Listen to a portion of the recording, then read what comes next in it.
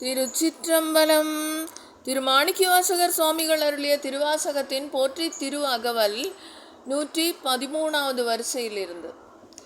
நெறியே போற்றி நினைவே போற்றி வானோர் கரிய மருந்தே போற்றி ஏனோர்க்கு எளிய இறைவா போற்றி மூவேள் கற்றும் முரணுரு நாகுயிலை ஆழமிகருள் அரசே போற்றி தோழா போற்றி துணைவா போற்றி வாழ்வே போற்றி என் வைப்பே போற்றி முத்தா போற்றி முதல்வா போற்றி.